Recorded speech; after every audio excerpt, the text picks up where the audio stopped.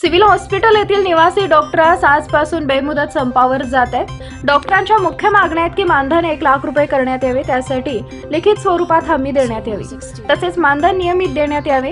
निवासी डॉक्टरसाठी पुरेशा प्रमाणात हॉस्टेल उपलब्ध करून देण्यात यावेत। या सगळ्या मागण्यांसाठी सरकारने लिखित स्वरूपात अंमलबजावणी करण्यात यावी। जोपर्यंत डॉक्टरांच्या मागण्या मान्य होत नाही तोपर्यंत संप सुरू राहील। आज संपाचा 3रा दिवस होता।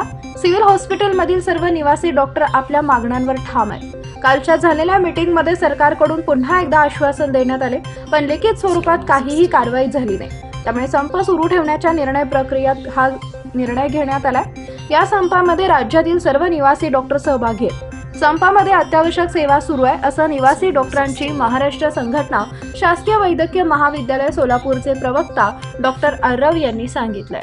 मी निवासी डॉक्टर आज पण आंदोलन कंटिन्यू करत आहोत। काल जे DMR सोबत मीटिंग झाली त्याच्यामध्ये पण फक्त आश्वासन दिलं गेलेलं आहे। त्याच्यावरती अजून काही ठोस पुरावा किंवा लिखित स्वरूपात काही भेटलं नसल्यामुळे आमच्या जे 3 प्रमुख मागण्या आहेत, आमच्या वसतिगृहामध्ये सुधारणा व्हावी, जेवढे विद्यार्थी आहेत त्यानुसार वसतिगृहाची संख्या वाढवण्यात यावी।